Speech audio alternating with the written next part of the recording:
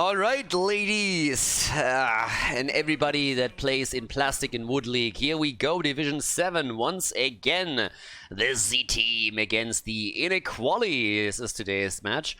And in case you don't know what Division 7 is, well, you're gonna have some fun here. But before we head into that, let's introduce our players. To the left, Lebo on Johanna, we have Shadow Surge on Reyna, Bezo on Liming, Karendel on Rhaegar, and Daomega on Varian.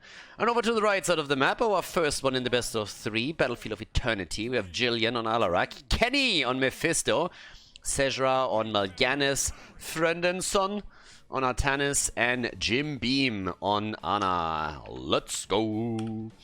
And of course, the obligatory explanation of what exactly Division 7 is for everybody that enters this and thinks like, okay, this is the pro scene. No, it isn't really. This is HeroesLaunch.gg, the biggest, by far the biggest amateur league in Heroes of the Storm. They have a North American and a European section. And this is Division 7, which is the lowest league that they have to offer. Which means that everybody that plays here is on average between bronze and gold, roughly. So we are actually looking at the lowest level of play. Which means there are going to be a lot of mistakes. There are going to be a lot of weird choices in talents and heroes. And we're going to make fun of that. And also use it as a bit of an example to tell you guys what to do and what not to do. So if that's a little bit closer to your own level of skill, you might actually learn a lot more here than watching a pro play. At the same time, a little caveat that players are very well aware that they might be casted in Division 7, and most of them actually send their replays over to me and ask me to commentate those, since they say they learn a lot when they listen to the commentary, how to improve, how to get better. So for the odd one out that we always have, especially on YouTube, you don't have any reason to be offended on someone else's behalf, because everybody here is absolutely on board with this.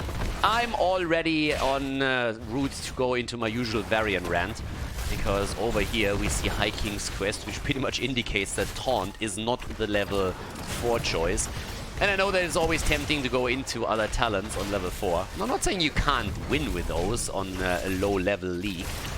Even though in this case it's actually Johanna that dies first.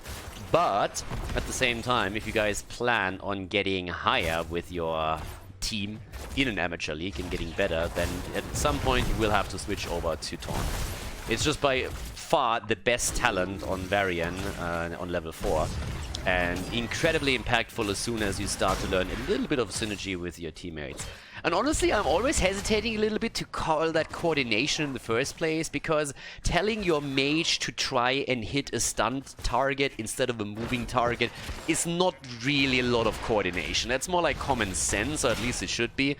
So yeah, as I always say, if you have a Variant in the mix, especially if you're playing against squishies, like for example the Tracer on the other side, and use Variant as a bit of a counter, go into Taunt, drop a mage together with that. That could be Liming, could be Jaina, and then just try and run that coordination a little bit to get targets killed quite easily.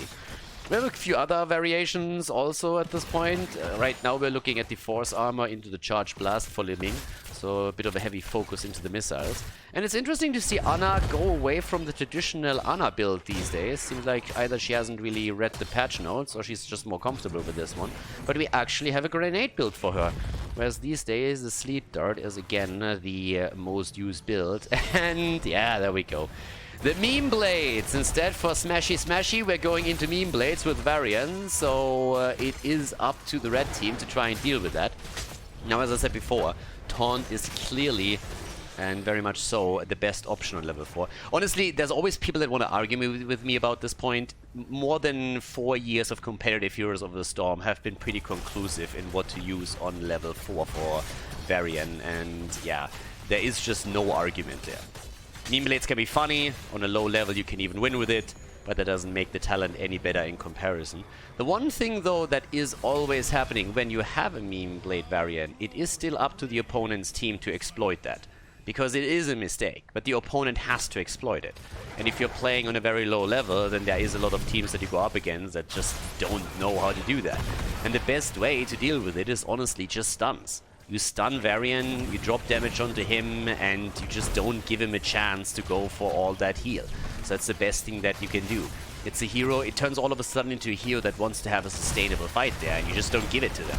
The problem on this end is that we don't have that many stuns.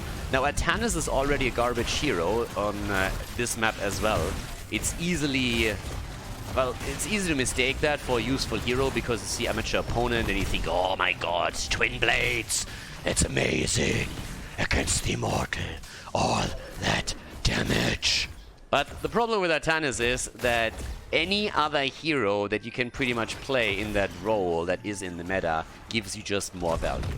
That's why we always talk about Atanas being useless. It's not like a hero doesn't add anything.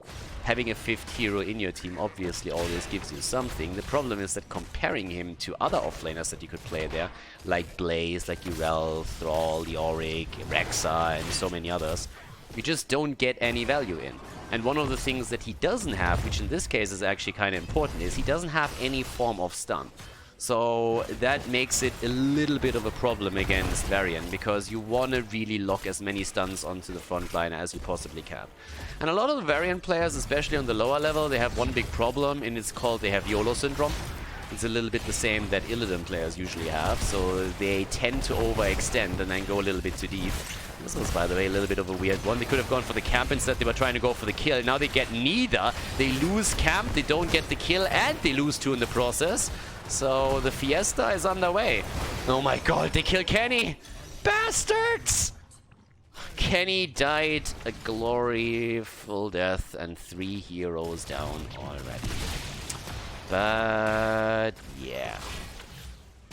Yeah, so a little bit sad there. So yeah, if you take anything away from this game, then first of all, please realize that taunt on Varian is just the way to go if you want to be successful in the long run with the team. And the second thing is never draft Atanas. Maybe at some point Blizzard is going to drop a patch that makes the hero useless, but even on Battlefield of Eternity, it's a bit of a noob trap. There are just other heroes in the same role that are just way better and give you actual value, and I named a few of them previously. I like that we at least have Calamity taking on Liming. That is a must-pick talent on Liming. There's just no other talent that comes even close to comparing. But here comes the fight over the Immortal. And now as we have the second one coming through, there's now the attempt to drop that quickly. Johanna in this case is already a little bit low, but can't be locked down. 3 kills against 2, both teams close to 10. And the problem for the red team is they should have heroes on lanes now, because they need level 10. But the kill at least gives them a little bit of momentum here. So that was a good one, but it was a high-risk decision to make that particular play. If they can get a second one, that would be great. Now Atanas, if he's already picked, should at least now try to get as much damage onto the Immortal as he possibly can, because their time is really limited. They might be able to win the halftime show, but even now they should have split heroes onto the off lane while the rest deals with the Immortal, because they desperately need the experience for level 10. Trying to burn this down without a heroic ability is a huge risk. And they're actually getting away with it, and I have no idea why. Because the blue team for some reason says, hey, it's a fantastic idea to attack the Shaman camp and not force a fight around our advantage with heroic abilities against an opponent that's just grabbing the Immortal. Massive misplay from the blue team. Huge misplay. That camp doesn't matter. That camp does not do jack shit. It's really totally unimportant. They had level 10 abilities as the Immortal shifts position, and they could have moved in the middle of the map. The red team made a big mistake by actually trying to fight there, but it was of no consequence because the blue team just simply stayed away from the objective and didn't go into it. If the blue team would have done what they should have done and moved into the middle of the map instead of going for the camp, they could have forced a fight quite easily with Johanna and a Blessed Shield, and they would have absolutely wiped the floor here with the red team. So incredibly important that you understand when you have such a massive advantage and use it to its fullest extent, because that Immortal should have been in the hands of the Z team now. Yeah, that team needed to win this one. So yeah, the Z team had a big opportunity there, but they're still pushing this out. And honestly, they might still be able to pull that off. And Varian, yeah, it comes back to the... Okay, there's another boost on Mephisto, unfortunately for him, just as he's on the run.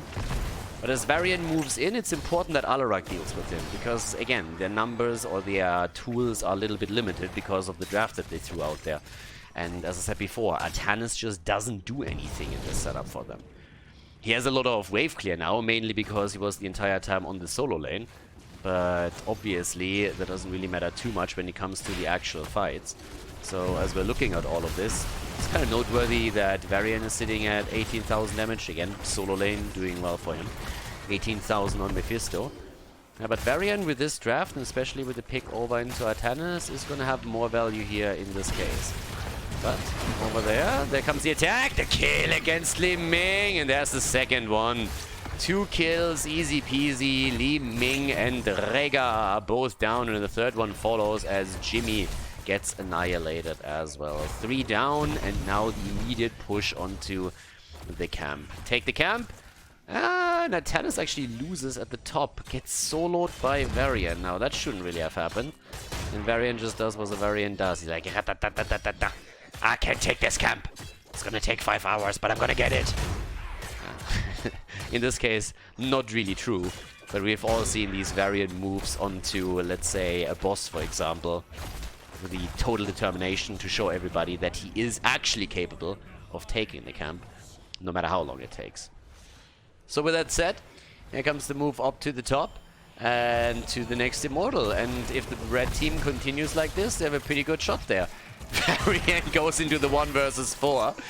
But they don't have the damage to deal with him. Or do they? Well, Alarak already missed the combo, so that didn't really help his case. This one is actually connecting a little bit better. And he gets a lot of damage in. But unfortunately for them, they can't secure the kill. They can secure the halftime show, though. But they also have to send someone topside to deal with that, because so far nobody has actually dealt with it. And this is really one of the things you have to also learn when you play on the lower level, that you still have to deal with camps that push in against your forwards. Especially during the halftime show. You have a couple of precious seconds where it's quite easy to send the hero topside to make a bit of a move. For example, Alarak could have moved in, pushed them into the range of the fort with the telekinesis. But as it stands, they actually lost the Immortal, and they're losing the fort now if they don't pay attention. So that's a huge problem. They're losing on all fronts. And keep in mind, they were actually ahead. The team was heavily ahead, and now they lost a massive amount of HP over here. They have to defend at the bottom of the map, which doesn't make this any easier. And let's see if they can pull it off, because right now there's a big push coming from the Z team. They're trying to go straight in for that. And yeah, here comes the damage. Artanis, by the way, the guy that could do most of the damage against the Immortal, is at the top lane. In that 1 versus 1. Brings us back to the initial point, but yeah, a little bit of a combo down here that didn't really do anything. And here comes the push. Top side also taken, and Varian just goes for that move. Again, Artanis is just trash. It's a garbage hero. I'm sorry for everybody that loves Artanis. I have no problem with you playing Artanis in quick match or in brawls, but if you're actually playing in an amateur league and you wanna do well, then Artanis is a hero that you have to really delete from your lineup, because it is not going to give you success in the long run. Can you win games with him? Of course you can win games with him, because there's still teams out there that are probably worse than you are. But is it a hero that actively helps you to win games? Not really.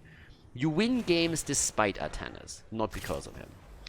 Well, but either way, when it comes to kills, the inequalities are doing really well. Artanis is now moving in from the side as they're looking for that fight. Ancestral is good, and nice damage against Karimdel. So Rega gets taken down. The problem is that Ana is also dead. And oh no, nobody helps Alarak as he's trying to kill Varian. That could have been an easy kill here. 5 kills against 8 now, and trying to make the play for Shadow Surge. But there is definitely a bit of a lack of coordination. Finally, we're seeing the move onto Reyna, and that should lead to a kill. But they are very, very heavily disconnected there. Reyna goes down, so does Alarak. Varian is also dead, and they get the kill against Li Ming. Even with the reset, she wasn't able to turn the tides of the battle here. Should probably move a little bit farther back, but there we go. 16 in their hands, 5 kills ahead. But Artanis tries to go for the camp at the bottom of the map now. So with all of that said, I mean, right now with level 16 in, there's still a chance for them to get the early lead on the objective, since the Immortal is spawning in another 12. Down here, Artanis takes the camp, and also quickly jump back to the Nexus and heal up. 35,000 damage now for Mephisto. And with the camp taken, yeah, no, what are you doing? No! First of all, you don't have, no! Get away! You don't have wave, no! Dude, look at this! It's already on the map! What are you doing? There's a camp on the map! Forget about everything else! The camp is more important! Take the camp! They just gave the opponent enough time to get level 16, or at least get close. Thankfully for them, the blue team is also messing up massively, so they actually don't get level 16 with the hero at the bot lane. Instead, they're losing 2 heroes immediately. Li Ming and Rega go down. But this is one of the plays that you need to fix. You can't make plays like this. Yes, it is important to take mercenary camps, and it's even more so important to take them and time them with the objective. But when the objective is already up on the map, especially on Battlefield of Eternity, you don't want to go for that. You don't want to give your opponent free time on the Immortal. You want to make sure that you move in and either you go straight up for a race with damage or you defend. One of the two. And especially if you have a level 16 talent advantage, which at that point they had, you need to make that move immediately because you have a good chance of forcing that fight. That the blue team then screwed things up as well and allowed them, despite the mistakes that were made on the red side, to still take that fight and win it is completely relevant for the point here. So yeah, that's definitely a big macro thing that you need to try and improve on if you're playing on that level as well. Make sure that you either time those camps properly or take them later. One of the two. You can also take them during the halftime show. That works as well. Either way, they have a big lead now with 7 kills ahead, and they have the push through the top. Nice lead in experience, of course, that comes with it. Jimmy, by the way, with a very on-point meta build. Just to point that out there, a few of the heroes do. But this is a heavy push that they can now push through the top lane. Try and make the play here. Alarak is missing that setup again. They're trying to turn it around. Nice ult from Atanis at least. Li Ming trying to make the play again. And he actually gets out. Mal'Ganis is out. Here comes the Ancestral. Also the follow-up from Mephisto. But they're starting to fall back as the Immortal goes through the wall up at the top. The attack is there. And Johanna gets out to Anna, still with the pew the entire time, trying to push them back. The Immortal is getting at least a little bit of damage onto the key, but of course is not going to be able to take it down completely. Immortal down, 13 kills against 6, and the game is still ongoing. Yeah, still not over by any means. Just give you a bit of a damage update. 36,000 from Li Ming. It's interesting also, I mean, this is a little bit of lower level play, so Li Ming going into Disintegrate despite the fact that there's no Nubarak with Cocoon on the other side, not that big of a deal. That's still interesting. Yeah, they don't focus on a target. They could have definitely killed Varian here, but they don't go for that kill. Instead, it's Anna, who's in a lot of trouble and might even go down, but the Blessed Shield misses. Li Ming, though, takes the chance and takes them down, and Varian now comes in. Focus is important when you play against him. If you let Varian do whatever he wants to do, then you get punished for it, and that's exactly what happens here. It's a 5-man wipe as the blue team comes back into their game here. Yeah, coordination is key. You need to call a target and you need to take it down. And especially when you go up against a hero like Elend, like Memeblades Varian, then you need to focus that target properly. They had an easy shot of taking Varian out. Varian was pretty much dead and they didn't go for it, and now they're paying the price. They won the entire game. They played better, they made a lot of mistakes, but they still played better, and now because they screwed up one fight big time, didn't play around that Hannes blind, all of a sudden they are on the losing end of this equation. And this is a victory. Inequality as they go down in flames, as we have the blue team with a 6.5 out of 10 comeback moment right here. And the victory is theirs as they take the lead in the best of 3 here in Division 7. I hesitate to say well played, but GG.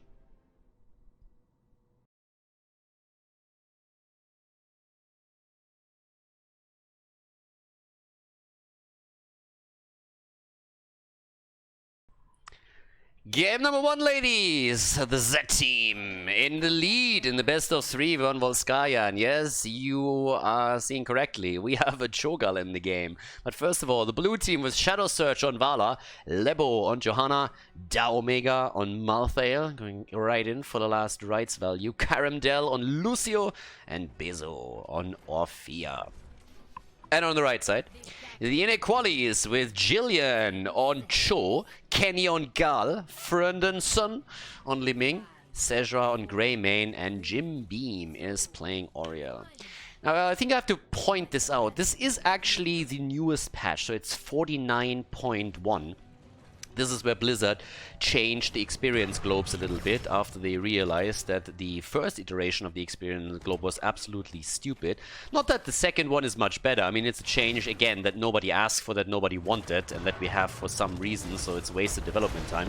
But at least now, if you're a ranged hero, it's a little bit more intuitive that you actually still get the experience. So they realized that Asmodan, for example, was made completely useless by the last patch, and a lot of other heroes like Chromie and range damage in general. So they changed it back. Pretty good indication of a company not playing their own game when stuff like this happens. Reminds me a little bit of the increased movement speed with the 10% globally, and not adjusting for heroes like Rexa and Misha or the older Vartanis. But well, I'm getting sidetracked here. This is indeed that iteration where Cho'Gall has been made a little bit stronger. Greymane's level 20 is now a bit insane. If you're looking towards Oriel, then she's now in a state where not only do resurrected heroes have full HP, but at the same time we also have her with the potential self-resurrect. So yeah, she can play God a little bit here.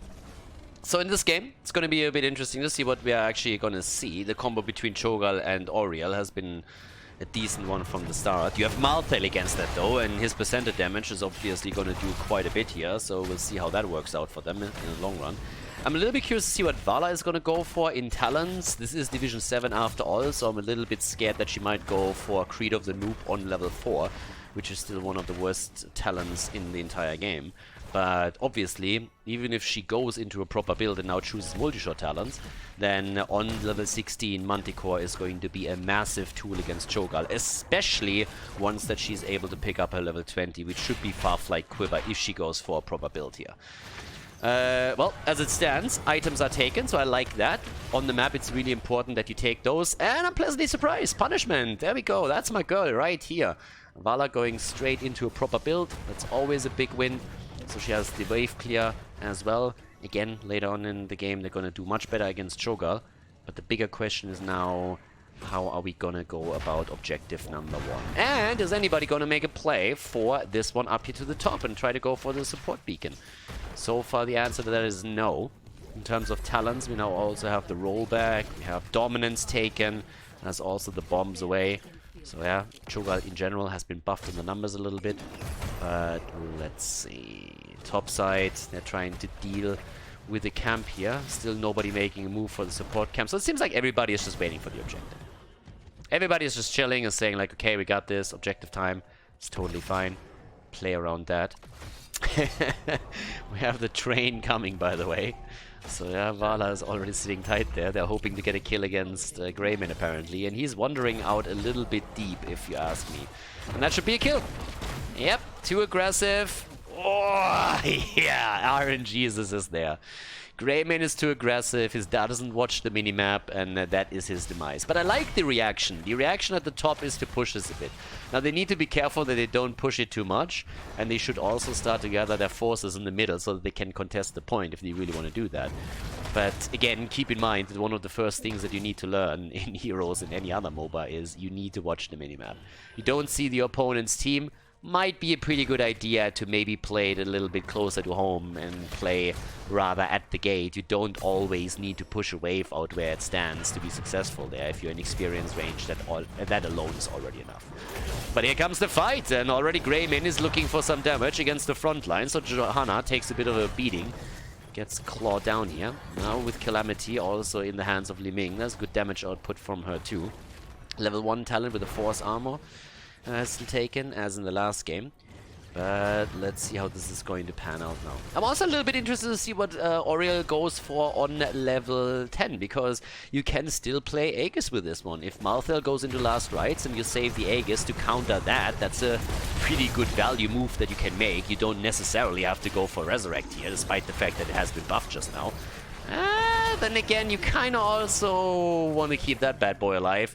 That's a really quick kill against Cho'Gall, so they just took him down, and that is probably a protector in the hands of the blue team.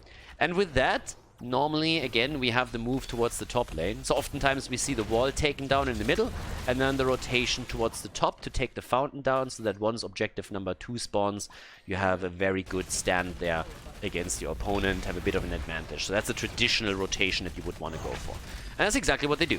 They're a little bit late on that move though, because their Punisher is already incredibly low. So in this case, I wouldn't even go for the towers here. I would go through the top, take the small wall out, and then focus on this in the process. So it seems like they're gonna get everything either way, but yeah, you need to take that fountain down. That's pretty much the big move that you want to make. And a little bit late on this one. They're getting good damage in, but they can't completely destroy it. Should still be able to do that later, now that they push this much damage onto it. But that's always the rotation. You move to the next objective lane and you prepare it. So, down at the bottom of the map now. Still... Oh. Hello? That just happened. I mean, Mephisto got a bit greedy there. It was like, I have level 10.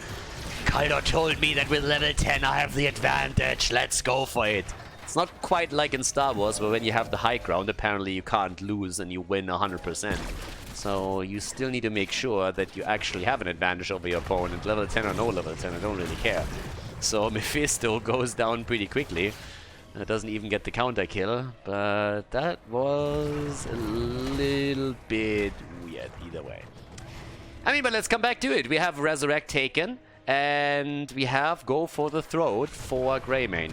Now, I got to admit that I would really have loved to see him with a Cursed Bullet, because I think that the level 20 upgrade for the Cursed Bullet that was introduced with the current patch is stupidly strong. 20-second cooldown reduction? Are you fucking kidding me? Like, he can throw out a bullet every 10 seconds after that? That's kind of nuts, if you ask me. So, in a big team fight, he should get, like, multiple out there. But we'll see. Go for the Throat obviously has a buff too, so pretty much all of the level 20s are pretty much insane on the hero now. Cocktail build got also slightly buffed. Not really that he takes advantage of it in this game, but just throwing it out there. Top lane now. We currently have a bit of an aggressive move as Cho'Gall is moving in. Can Cho'Gall actually hold 2 items? It kind of feels only fair. I mean, it kind of feels like a little bit of a weird move. You go for Cho'Gall and Volskaya Foundry, and that means you can only hold 4 items instead of 5. That feels unfair. I think Blizzard should definitely make up for that and allow Cho'Gall to carry 2 items. I mean, it's pretty much what he should be able to do, but yeah. So, let's see. Okay. Slasher is still holding this one alone at the bottom of the map. And I'm not 100% certain why the blue team just allows the red team to go for the fountain. I mean, why? There wasn't really any need to let the opponent push through the top and let them destroy everything here, so they could have mustered up a defense. The advantage that they wanted to fight for on the top objective is now gone. And it's actually the red team that still has a fountain available, so that's a bit of a problem. But, well, let's see. At the bottom of the map, there's already our little 1 versus 1. Just needs to take that wave out. 13 talents are ready for the blue team. Red team is going to get that in a second. Yeah, and that... yeah. Hashtag protect your fountain. The pre-tap, guys, is so important. Honestly, it's incredible. It's one of the biggest things that you couldn't pull off. Either to fall back as a team during a team fight and then tap at the fountain and re-engage, or pre-tap before you head into battle. Both moves are incredibly important, and if you're new at the game, it's one of the first things that you need to learn. Fountains are important, make sure that you keep them. That's a quick kill, by the way, against Orphea, so the little schoolgirl just got taught a lesson. And it seems like Malthael is falling soon. Malthael down. There's a kill against Jojo. Damn, they're wrecking them. 4 heroes down at Lulcio is eliminated. And now they have a good shot at not only a protector, but also a big lead. They already had in kills. They had in experience. And they should immediately, exactly, go for the item. So that should be the next one. And they're starting to do exactly that. So in we go. Vala, then again, a girl on a mission. Never dropped the item in the team fight. That's another thing that you should, of course, pay attention to, but it's easy to forget about that in the heat of the battle. And she's just pushing through the bot. Someone should definitely move down and catch the experience there, as long as she's still on the map. It's already a bit of serious damage being pushed out there. Now keep the top lane in mind. Yeah, if Greyman actually moves in for the experience, the team at the top needs to fall back a little bit. Vala is obviously going to make a move, and then it's going to be a 5 versus 4, so you want to make sure that you don't fight at the numeric disadvantage. So rotate back for now, but as it turns out, the Z team isn't even doing anything. Normally you would try to keep a hero over here, and then delay for as long as possible, and if you get attacked, then you move away from it. You have the Blessed Shield? No, not in range. Okay. So, that one is taken down. And again, I'm repeating myself here, but now the move would be to go down to the bottom of the map and prepare for the third objective. They didn't get that memo apparently, so instead they're sitting at the top side where they can't get anything anymore and they're just losing hit points. So, yeah. Who's chasing whom now? Like, what's going on here? Also, having Cho'Gall in the Protector is maybe not the best thing to do. So that didn't really work the way that they intended, I would assume. But now that they lost already more than 50% on the hit points, they're making the move into the middle, leaving the bot lane completely alone. But they should at least be able to take the fort down here, especially now that they have level 16 talents. And look at that! Diamond skin. Chris would be proud. Alright. Here comes the Cho'Gall ult, and the damage, but Li Ming falls, and so does Greymane. The Lucio ult was absolutely on point here. Now it's 16 versus 16. So on the macro level, I gotta admit that the inequalities definitely have a little bit of catching up to do. Now it's going to become even more tricky because, as predicted at the beginning of the game, Manticore as the level 16 choice is now available for Vala, and that means she has insane damage against Cho'Gall, and that is going to be emphasized even more once that we are seeing a move into level 20. Why is she, by the way, not resurrecting anybody? Can someone tell me that? Am I drunk? It's like, why is nobody getting resurrected? Am I missing something? I feel like I'm missing something. I mean, she could have done that a while ago. At this point, it doesn't matter any longer because the cool timers were already so low. But I'm not quite sure why you wouldn't actually do that. Maybe there's like a secret agreement that you don't resurrect anybody but Cho'Gall and you just save it for him. Not quite certain why you wouldn't resurrect someone, especially with the next objective spawning so much later. But that's the only thing that I can actually come up with here. Seems like a pretty straightforward resurrect. They're resurrecting right there. There's nobody there from the opponent. Have a good chance of maybe rotating towards an objective. But either way, they keep that for a bit later in the game. Now have, of course, a chance throughout objective number 3. I mean, despite the fact that the red team just got a bit of a beating in the last battle, let's be honest, it's still even experience and they are ahead on a structure level. So that's worth quite something. Malthael hasn't gotten a single stack yet for his level 10, so that's important. And, well, on the damage numbers, it's actually incredible. Just look at this, 11,000 damage only on Vala and on Malthael. That's insane. We're 13 minutes into the game. Gall has 30,000, Greymane has 17k, 20,000 on Li Ming. Damn. I mean, even if you stumble and accidentally headbutt someone, I would expect that you do a little bit more damage than that, but either way, it's working for them. So, look at him! No fucks given Malthael. Please don't tell me he survives. He can't survive. The no fucks given Malthael invades the opponent's side of the map and gets away with it. Oh my god. Oriel and Greymane go down. It's a trap. It was a ruse all along. Wow. Zero punishment there. Actually, in this case, Li Ming even helped him to escape by pushing him back with her ult. Oh my god, boys. I mean, if you draft Cho'Gall, then obviously you're already looking at a bit of a weird setup, but this is one of the reasons why you always want to draft a little bit of stun with any composition. That's all you needed there was either targeted damage or a stun and targeted damage afterwards to get the kill. But that Malthael is allowed to go this deep to kill a fort and then gets flanked from this position and actually survives that is insane. That cannot happen. Yeah, you need to be a bit more on point with the plays there. And unfortunately for her, Li Ming actually did him a favor by using her wave of force to push him farther to the left instead of pushing him to the right. So a little bit of a misclick there from her, I suppose.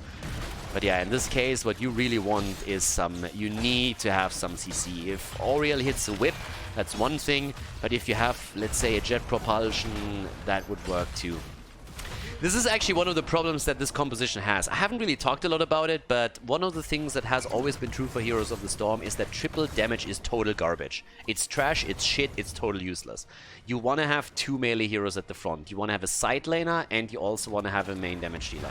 And in the case of Cho'Gall, Cho'Gall is actually kind of both. Gall is one of the best damage dealers that you can have, and at the same time you have, of course, Cho at the front line. So you're not trying to usually... I mean, you shouldn't draft Cho'Gall in the first place, but if you do, don't draft two damage dealers with him. You have enough damage as is already. What you need is another side laner that can stay at the front together with Cho'Gall. So that's what you want. So in this case, you could go either for Thrall, Leo, you could go for Blaze, anything along those lines. And they neglected to do that. Now, with those kills against them, the Protector ended up in the hands of the blue team, and that means that they're now also looking at big advantage with the Storm Talents. The Farflight Quiver, as expected for Vala, and that should give her a lot more damage, but they're still trailing very far behind. But as you can see here, Gall has massive damage. Now throw Li Ming into the mix, or Greymane, and then you have another frontliner that you can sit on the side lane, and you're in a much better position also, because you most likely will have, through that second frontliner, through the Bruiser, an additional stun, and in addition to that, you also have a bit more frontline sustain that really helps you here. So this is essentially a triple damage backline or triple damage setup, and you don't need that. That has always been outdated. Only Plastic League players ever thought that that was a good idea. Competitive has pretty much never really played triple backline because it proved very quickly to be highly inferior to anything that runs double melee, and that can even be a double tank. So at this point, we have, with that advantage, the bottom keeps still kicking, by the way, because the blue team hesitated and thought that they can't really go for it. So they got surprisingly little out of the third objective, I got to admit. You would have expected the blue team to get a lot more. They could have been a bit more decisive here, especially since Vala with the Farflight Quiver can now easily poke Cho'Gall into oblivion if she plays her cards right. That should have been something that they do here. But at least they go for items. And this item control is something that I highlight always when we're casting this particular map, and it's really important to note here too. Tooth and Claw has now been taken. Okay, also the light speed has been taken immediately as well for her. A bit debatable. Khaldor's Element and the Favor of the Old Gods. They have a setup that can be powerful. You just need to get your kills quickly. That's pretty much all that we need to do here. But let's see if they can actually use that. At this point, we have 10 kills against 5, so the blue team is definitely doing everything, well, something right in the team fights. Or less wrong. Depends on how you want to look at it. Malthael is still waiting for his first stack on the last rides. So that's another one. Lucio had some really good sound barriers, though, I got to admit. Especially when Cho'Gall was trying to make his move. But this is another item that is pretty much let go now. And that's a bit of a setback for the blue team. They have a lot of items, though. They have four turrets. It's actually pretty cool. From a turret perspective, they're looking great. All they have to do is wait for the objective to spawn, not get baited into a silly fight beforehand, and then play it from there. But yeah, talking about silly fights, there we go. 2 turrets are on the ground. They're actually getting picked up. 2 down. Li Ming is also dead. And now it's turrets again being dropped. Everybody's dropping turrets. Everybody is going for kills. Malthael finally got a stack. But there's the double kill. Johanna and Malthael both down. Cho'Gall is dead. And Auriel, this is her moment. The moment for Auriel. And meow. No, no, no, no, no, no, no.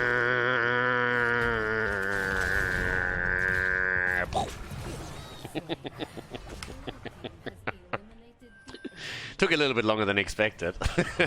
He had to go into third gear here. But yep, that's a full team wipe.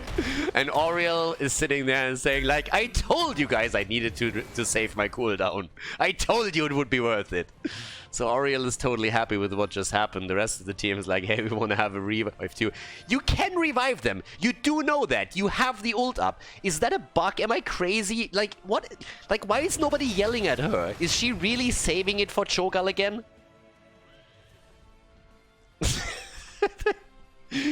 I would baby rage. I would absolutely baby rage. You already have this here, so yeah, I don't know.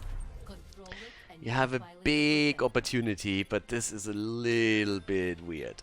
Either way, now that everybody is back on the map, we have the control over here. But if they would have just done this a little bit quicker and tried to actually revive heroes faster, I think they could have taken a bit more than only that 40 at the bottom of the map. Greyman is already going for another item. But there we go. 14 kills against 10, and it's time to rumble, baby. Fourth objective in the middle of the map. Let's go. And they're already at 52%. The blue team is under pressure, and they can feel it. The blue team is sitting there. It's like, boys, what do we do? Vala on 18,000 damage. These auto clicks are difficult. There we go. Let's have a bit of a look. Are they gonna try and jump in? Blessed Shield comes through. And there's the immediate attack. A little bit of a heal and a quick kill. And there's the follow-up kill. Where's the save? And there we go. The Resurrect is in. And can they kill Ophia? Ophia is down. And there we go again. But unfortunately, everybody else died too. So Cho'Gall is already on the run. And it seems like they might be able to pick this up after all. Oriel on the 50-second cooldown. But again, it's a little bit quicker now. So there's a good chance that she will be able to revive Li Ming a little bit quicker. Should actually be able to pull it off. I mean, again, you have the cooldown right here. That is a huge advantage over the 40 seconds that we are seeing over there. So that should be a revive. And then you're going to be with 5 heroes on the map again. Let's have a quick look at it. Li Ming positioned right here. So that's the opportunity. And there we go. And what happens? Do we see a revive? Come on, girl. You can do it. You can do it. You need to be a little bit careful. Yeah, tower's taken down. Okay. It needs to be there we go. Mike, Greymane? Why the fuck would you revive Greymane? He was back in a second. Li Ming was the one that you need to go for. Oh my god. But anyways, it worked. I mean, they got 1 kill, right? Vala is down. So now they're moving straight into the fight again. Greymane! Greymane! And he's dead. Greymane is down, but the fight is still on. And Li Ming is already saying like, boys, I'm coming. Save them! I'm on my way! Oriel with a big heal. Li Ming, where are the resets? Calamity! Ah, Calamity kill, and down they go. Lucio and Johanna are both dead. Coffin Girl is still making the plays though. Li Ming wants the hits. There's the Protector, and Cho'Gall is entering it already. That's how you get 3 heroes into a Protector, ladies. That's exactly how you do it. I would have actually moved to the top. You have already a camp there, so you could have gotten this one. I mean, I guess they can get either one. But let's see. This is definitely a keep. This is a keep. Where's the damage numbers at, actually? At this point, we currently have... Okay, Oriel is back. The self-resurrect is in. 83,000 for Gal. And... Okay, keep instead of core. Alright, fair enough, fair enough. We need to get all the keeps, we need to get experience. I guess they could have gotten... I would have gotten Cho'Gall out of the Protector, Oriel in the Protector, and then maybe try to make a play for the core. But taking 2 keeps down and damaging the top one is a little bit different. So, let's see. But as it happens, there we go. Top side, let's see. The problem is that Oriel doesn't really do anything outside of the Protector if there's no other hero that she can heal. It's beyond me why Greymane is sitting at the bottom of the map. I'm not quite sure what he wants to do there. I guess dealing with the catapults is one thing, but they have so many catapults now spawning that it should actually be in equilibrium anyways. But yeah, there we go. 20 kills against 14. Is this going to be a third map? Third map or 2-0? Is the blue team coming back into this? Top side starts to become a little bit tricky, and Greymane isn't here yet. Greymane isn't here. Here comes the Lucio ult. There's the Blessed Shield, and Li Ming is flattened like a pancake. And so is Oriel. Both of them dead, but thankfully she can resurrect herself again. And sure, then Greymane comes in. The hero we need. Come on, Oriel. Hit your ult. You can self-resurrect. Please. Please. Please. Come on, girl. You can do it. Please. Someone hasn't read the patch notes. 5-man wife and Oriel's just like, nope. Nope. If they are dead, I don't want to be alive. Alrighty, so Oriel decides that she is sacrificing herself for the cause, and this looks familiar. I think I've seen this movie before. This reminds me a little bit of game number 1, to be honest. The red team does well, loses a fight, and then loses the game. Catapults are pushing on all lanes. But, yep, that's that. Game number 2, ladies and gentlemen. The blue team victorious with a 2-0 victory here in Division 7 against the Inequalities. And, yeah. Oriel is a little bit salty today, it feels. Yeah, she doesn't really want to revive herself. Nope, ults are overrated. That is game with 25 kills against 15. The blue team takes the W. GG and well played. And that's game, a 2-0 victory for the blue team. Congratulations. Hey guys, thanks for watching today's video, and I hope that you enjoyed the match and the commentary. The remaining time of the video has been added to protect against spoilers caused by the length of the video itself. But please keep in mind, though, that this does not only mean more work for me, but also has a negative impact on the popularity of the videos and the channel because of YouTube's algorithms. It would be greatly appreciated if you'd consider supporting the channel and help me to continue the daily esports coverage by clicking the join button below the video or supporting me through the Patreon page linked in the video description. Thanks a lot for the support and see you guys next time.